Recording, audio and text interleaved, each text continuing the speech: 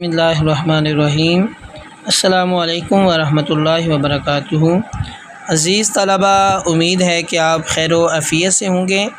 آج ہم الحمدللہ سبق نمبر 33 پڑھنے جا رہے ہیں، اور یہ ہمارا جو پہلا کورس ہم نے شروع کیا تھا وہ اختتام کی طرف جا رہا ہے۔ صرف 2 لیسن ہمارے رہ گئے ہیں، جس میں سبق نمبر 34 اور 35 تک یہ ہمارا جو کورس نمبر 2 ہے یہ مکمل ہو جائے گا۔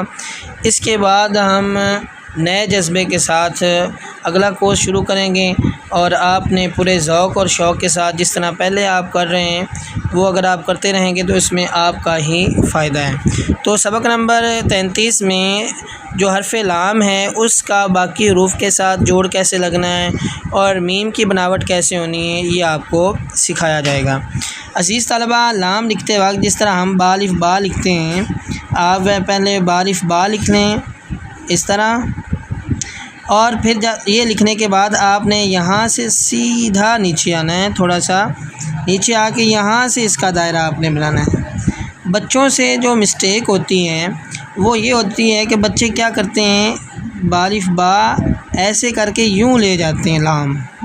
اب اس میں غلطی کیا ہوئی کہ آپ نے جو با کی بناوٹ ہے اس سے نیچے آنا ہے، یہاں آ کے گلائی شروع کرنی ہے، نہ کہ آپ اس کو اوپر سے موو کر لیں۔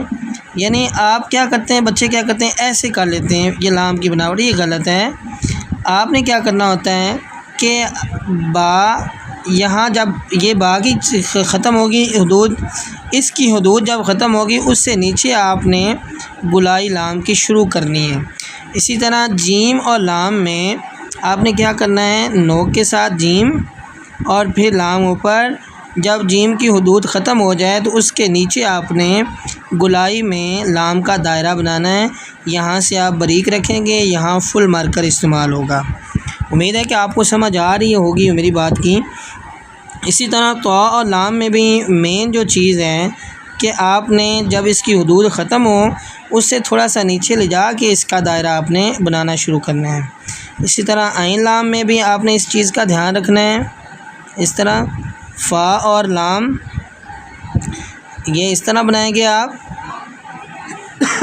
اسی طرح کاف اور لام جیسے کل، لفظ کل کیسے لکھنا ہے اس طرح یہ چیز، اور بعد میں اس کا جو اس کی علامت ہے وہ لگائیں گے۔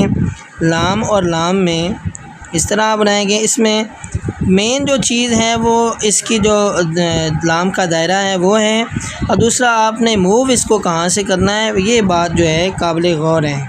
میم اور لام اس طرح لکھیں گے۔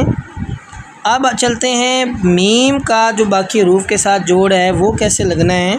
آپ نے کیا کرنا ہے، دیکھیں با اور میم، میم میں جو بیسک چیز سیکھنے والی ہیں وہ ہے اس کی گلائی، یہ والی گلائی۔ کچھ بچے کیا کرتے ہیں، ایسے کر کے یوں کر دیتے ہیں، یعنی اس کو زیادہ آگے لے جاتے ہیں، زیادہ آگے نہیں لے کے جانا، یہ غلط ہے۔ آپ نے کیا کرنا ہے، اس کو ادھر سے ہی ساتھ ہی موو کر کے نیچے، جب مارکر رک رہی ہے آپ دیکھ رہے ہیں کہ یہاں سنگل ہو جائے گی، باریک ہو جائے گی، اس کا آپ نے خاص خیال رکھنا ہے۔ جیسے تو اور میم دیکھیے، میم یہاں تک، یہاں سے آگے مارکر ہماری بریک ہونی چاہیے۔ عین اور میم میں بھی یہ دیکھیں مارکر آپ کی نیچے جا کے باریک ہونی چاہیے۔ اسی طرح نون اور میم، یہ سارے حروف ان کی آپ نے پریکٹس کرنی ہے، ان سے بھی لفظ بنتے ہیں۔ ان کے شروع میں جیسا کہ کل میں نے بتایا تھا کہ یہ صرف علامتی طور پر ہے، اس کے شروع میں جب آپ کوئی لفظ لگائیں گے تو اس سے ایک نیا لفظ بنے گا، ٹھیک ہے۔ جیسے ہا اور میم، ہم، اس طرح میم کی گلائی آپ نے بنانی ہے۔ عزیز طلبہ، امید ہے کہ آپ کو میری بات اچھے سے سمجھ آ گئی ہوگی۔ تو آج کا ہمارا مشہور زمانہ شعر ہے علامہ اقبال کا کہ ہزاروں سال نرگس اپنی بے نوری پہ روتی ہے، ہزاروں سال نرگس اپنی بے نوری پہ روتی ہے، بڑی مشکل سے ہوتا ہے چمن میں دیدہ ور پیدا، بڑی مشکل سے ہوتا ہے چمن میں دیدہ ور پیدا۔ اور انگلش میں آپ نے اپنے تعارف کے حوالے سے میں نے چند لائنیں لکھی ہیں، تو آپ جہاں محمد علی لکھا ہوا ہے آپ اپنا نام لکھ لیں، اپنے بارے میں کچھ لکھ دیں۔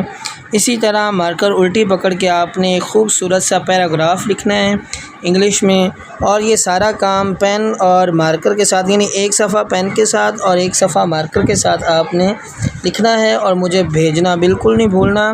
اللہ تعالی ہم سب کا حامی و ناصر ہو۔ شکریہ۔